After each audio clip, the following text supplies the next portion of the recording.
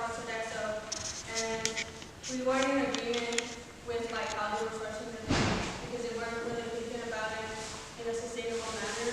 We were thinking about like the consequences that it had on like, people's well-being. And so FOCAN, as well as others at the time, they came together on the issue and basically like kicked out Sodexo, and that's why you see this project that like UCSC Dining has about bringing food that actually represents like the values of students, which are aligned with social environmental justice and like thinking about like what food is. Yeah, that's how we started, and so we have evolved, and we still do our local coffee campaign, which is cans alternative coffee label, which Carmen will talk about later, but yeah, so you will see us at events on campus, and we'll serve our local coffees and opportunities for you to talk to us, learn about solidarity economics, learn about the long-lasting impacts that our coffee has, because it's a coffee, the coffee that we're drinking, those are coming from farmers co-ops, and they have a lot of power as to like what decisions are made. And we, in addition to that, we have cultivating a daily revolution, which is both the gathering as well as a 2-unit internship that we have every quarter. And so the gist of it is we come together and we talk about issues that matter to us. In the past, we talked about information of food, we talked about food deserts, we talked about the elements in your diet and what that looks like. We've also shown documentaries. Our upcoming one, we're going to be showing you the film Life According to Monsanto. And so in addition to that, we either like prepare meals like together. So we'll cook together and we'll share these. And so the idea is to have a sense of community as we talk about these like issues that we care about. And another thing that we do is we have Intercambio, which is an event that happens in the fall and the spring, but this year it's International Intercambio. So the people that are in our network, like I mentioned earlier before, the coffee farmers, those are based in Mexico and Nicaragua. So we're actually bringing them here in like 2 or 3 weeks. And so we're going to be talking about the things that we're presenting to you about. And so, yes. Okay, I'll pass the mic.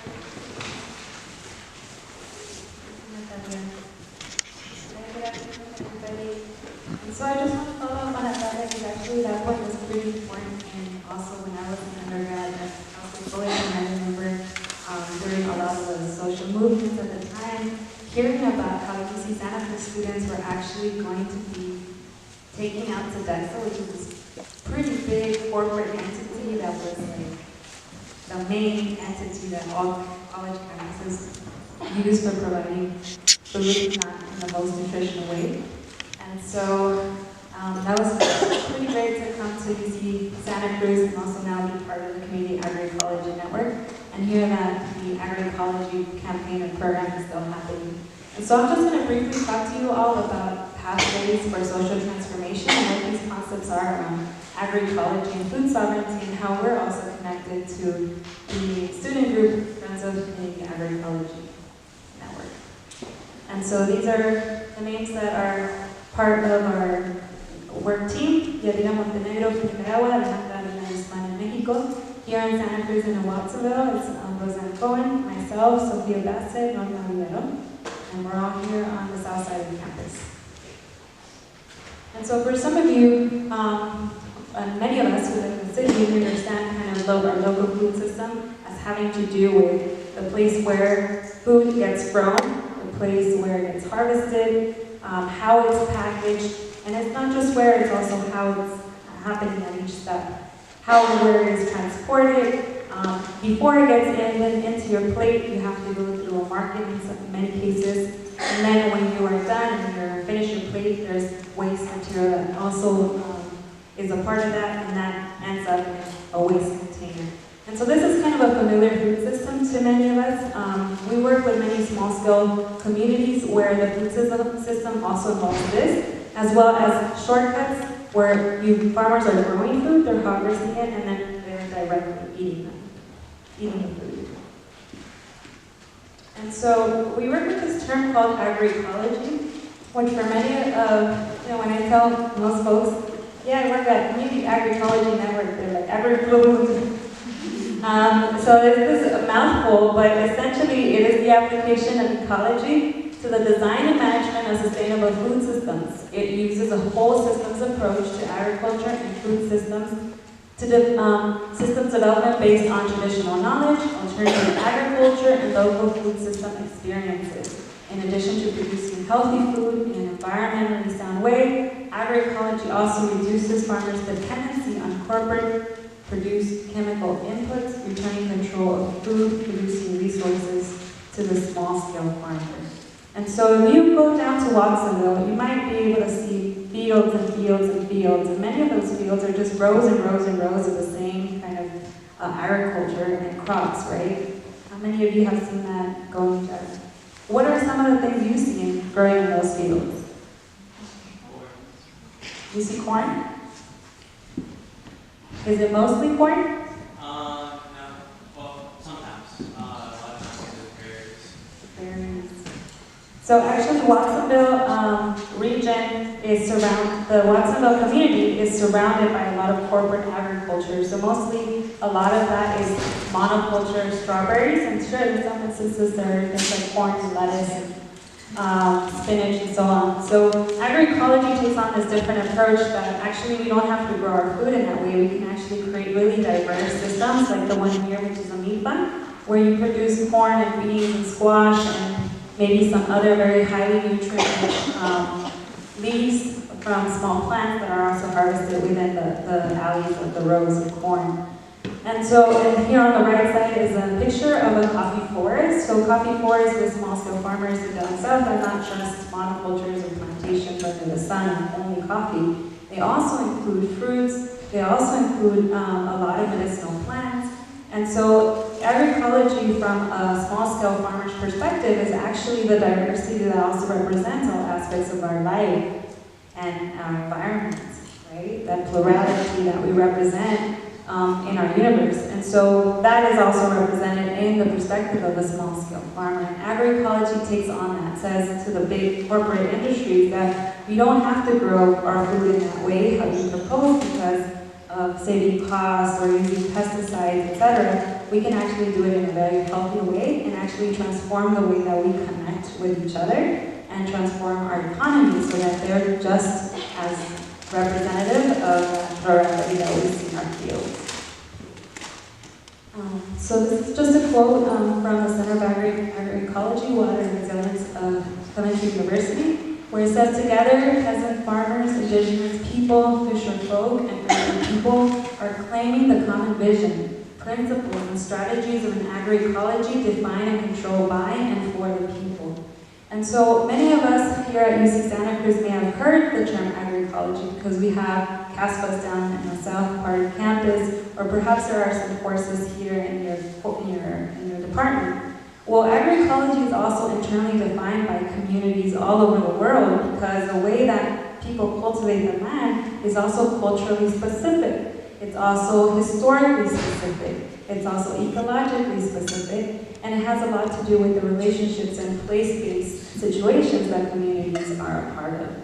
And so this is an example because agroecology also even extends into communities where they're not only producing food, but they're actually procuring things like fish or other natural resources from the forest. But the same principles also apply. There's a connection to land, there's a connection to history, there's a connection to the way that we also feed and provide our communities as a whole nutrients. And so this is where this other idea has also come in. In the 90s, a lot of these fisher folk and indigenous people got together to create a declaration over what they would see themselves as a food movement into the world and how they want to defend their livelihoods as also campesinos or workers of the land, stewards of the land, or indigenous people of the land. And together they came up with this the idea that they would, instead of using things like food security, actually talk about food sovereignty.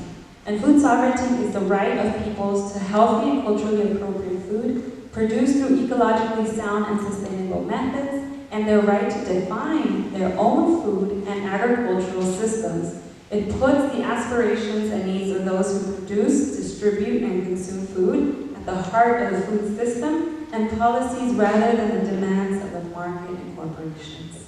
And so that is what a lot of campesinos, small-scale peasant farmers from all over the world, and even here in the United States, are actually looking towards being kind of the pathway towards this transformation of our entire food systems.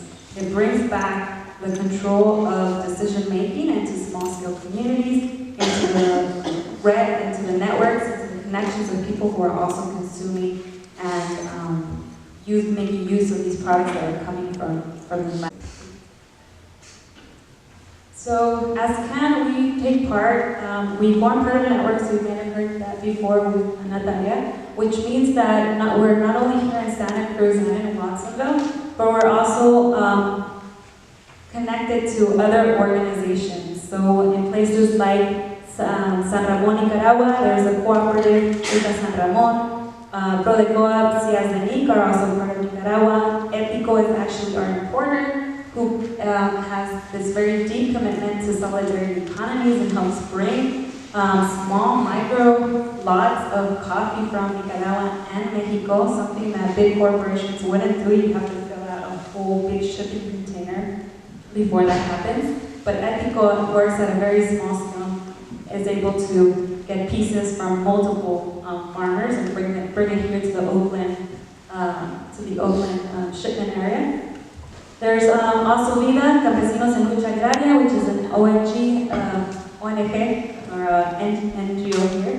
And they are stationed in Veracruz, Mexico. There's also the Community Agroecology Network, which is a community organization of mostly Maya indigenous people in the area of Campeche, Mexico. WIMCRU, which is a university, intercultural, which is actually a university that was created with the idea of developing education that's culturally relevant to indigenous people in that region. And there's also ECOSUR, they're a university, they're an ecology-focused school in Chiapas, Mexico. CESMACH, they're a cooperative. Many of you might see the coffee Pachamama. They actually import a lot of coffee from CESMACH cooperative farmers. UC Santa Cruz and FOCAN. You met Natalia, you'll meet many others today. Mesa Verde Gardens through the Growing Justice Youth Program here in the Watsonville area. They're an NGO. And then also two important research universities who've been partners with us, which is the University of Vermont and Santa Clara University here locally in California. So this is just a quick map just to kind of show where the location of a lot of these organizations are. This is the network that Natalia was referring to, and also the youth who participate in all of these organizations form part of the collaborative with FOCAN, and who many of them are going to be here with us at the end of May.